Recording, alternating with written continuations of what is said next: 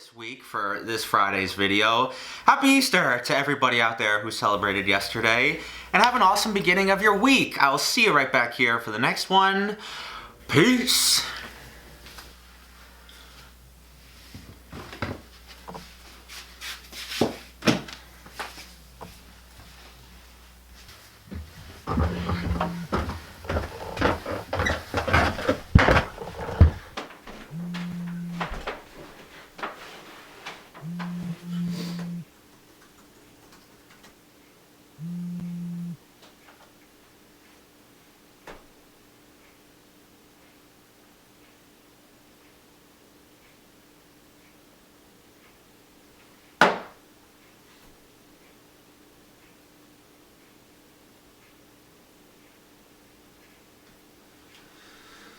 Okay.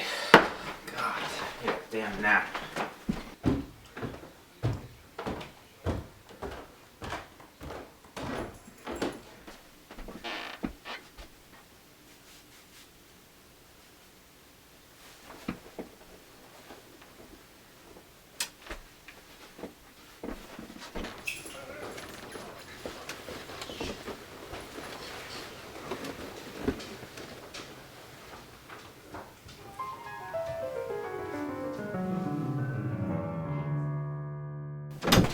Hey, man!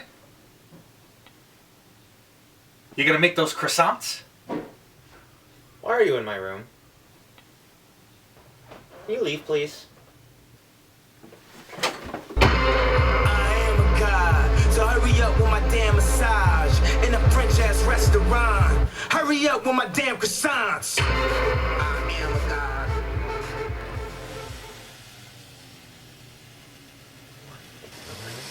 Today.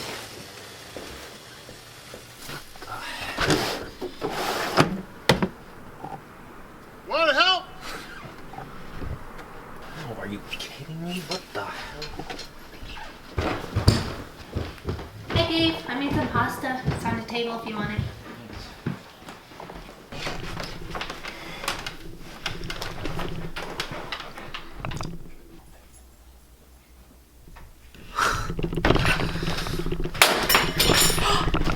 Where are you going? I'm going out.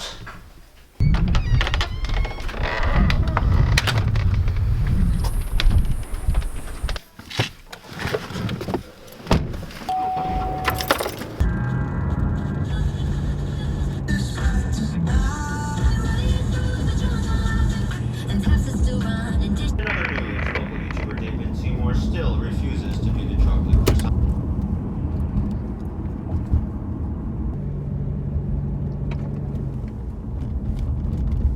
What the hell?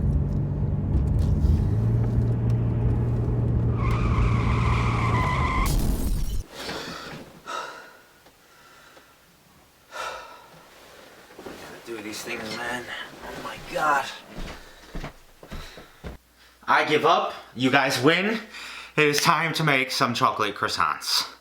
What is going on, my peeps? Welcome back to another Buzzfeed test. This isn't any old regular Buzzfeed test. This is the infamous chocolate croissants. I have not been able to live properly or eat or sleep or breathe without hearing people ask me for this or comment or text me about it. The first 30 seconds of this video was real. I haven't been avoiding it for any specific reason. I was probably gonna save it for something special, but I didn't think it was that much of a groundbreaking, life-changing recipe. Of course, I have to take a moment to thank very loosely the thousands and thousands of people that have requested this for 5 months almost. Whether that be in my YouTube comments, in my DMs, which by the way, there is some controversy around this. A lot of people refuse to call these croissants and call them pain au chocolat. Kill me now. And to all those people, I'm very sorry. I'm a tasty tester, and that's what they call this recipe. So that's what I'm gonna be trying out today. Let's just get right into it. So, ladies and gentlemen, we are here. We have arrived. We need to grab some ingredients, which is actually not as complicated as I thought.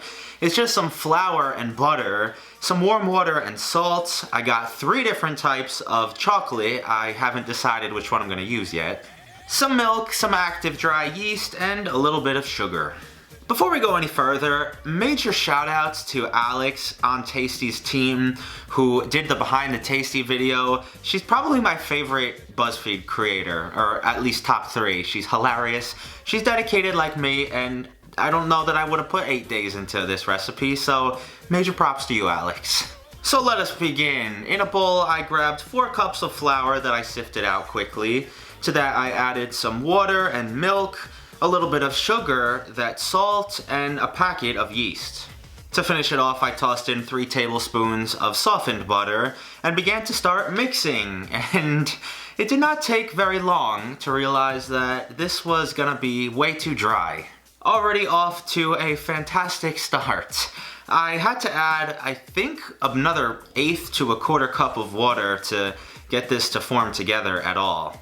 But after I did so and kneaded it a bit, mine looks pretty much the same as Tasty's, so hopefully we're right on track. And for the first time of many, I wrapped it in some plastic and threw it in the fridge to chill for an hour. In the meantime though, I grabbed 2½ sticks of butter and I cut them in half, so I had 5 half sticks, if that makes sense. I put them in some parchment paper and tried to roll it out into a nice flat square. Now, from everything I've read in the comments and on people's blogs, the key to these is to keep this butter cold, because the second this butter goes room temperature and mixes in with your dough, it's just not gonna work. So we will see if we can accomplish that today. But back over to my dough, I grabbed it out of the fridge and gave it its first rolling with my rolling pin. I even got a new rolling pin for this that I'm pretty sure is the exact same one as Tasty. I tossed in my butter and folded the dough up around it, gave it another quick flattening with my rolling pin, put it on a cookie sheet, wrapped it again, and back into the fridge it went. Afterwards, you want to take it out and roll it lengthwise until it's almost probably around 2 feet. Fold it in thirds, wrap it in plastic, you know the drill by now. For the next 3 hours, I repeated this process until the late hours of the morning. You would know that if you followed me on Twitter or Instagram. By the time I refrigerated this and rolled it out and folded it enough to get it to a point where I had to put it in the fridge overnight, I think it was about 4 a.m., no lie. I was very happy to stow this away in the fridge and not have to look at it for a solid 12 hours. But the next morning, I took it out of the fridge and cut it in half, and I'm very happy to report that you can actually see some layers in this. I don't know that they're as defined as Tasty's was, but they're there. You can see the difference between the dough and the butter. I'm happy. Now with each half of your dough, you want to roll it out until I got mine about 16 inches long. That way you can cut it in 4 even rectangles, each of those about 4 inches wide. And now comes the easy part, thankfully. You want to throw a little bit of that dark chocolate. I ended up using the 66%, I believe. And rolling each one of your dough sheets up into these little jelly roll looking things. Now I just had to repeat that whole process with the second half of the dough while the first half was sitting in the fridge waiting. And when I had the next 4 completed, I tossed all 8 of my croissants onto my cookie sheet, and I just gave them a nice light brushing with some egg wash. And did you think it was time to put these in the oven and finally bake them? No. You have to cover them and let them sit for another 2 hours to proof or rise in a room temperature kitchen. And although mine didn't seem to rise too much, I was still pretty optimistic about these, so I gave them one more layer of egg wash, and into a 400-degree oven for 15 minutes these went. And guys, it has been a very long time in the making, but I think I accomplished some chocolate croissants. Now I'm not gonna lie to you, this definitely took a very long time. It was tedious, it was irritating, but I won't say that I'll never do it again. It was a straightforward recipe.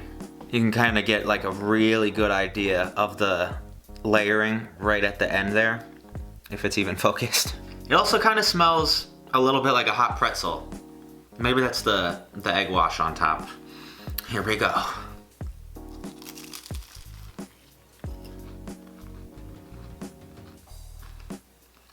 Oh man. I'm not the biggest fan in the world of croissants, but man, this is good. Did you think I was gonna be able to accomplish this when you saw the title and thumbnail of this video? I bet you didn't. Also, more than anything, I'm just relieved that these came out good, so I don't have to do them in a retry month in the future. They're delicious though, of course. They're getting a 10 out of 10. Would I make them again? Probably not anytime soon though. I hope you guys enjoyed today's long-awaited Buzzfeed test. If you did, slap a big like on this one. Follow me over on Twitter and on Instagram. If I hear another comment about chocolate croissants, I'm just kidding. It's kind of funny when people get that committed and just dedicated to making me try something. It makes it all worthwhile. So I hope you guys have an awesome weekend, and I'll see you right back here for the next one. Until then,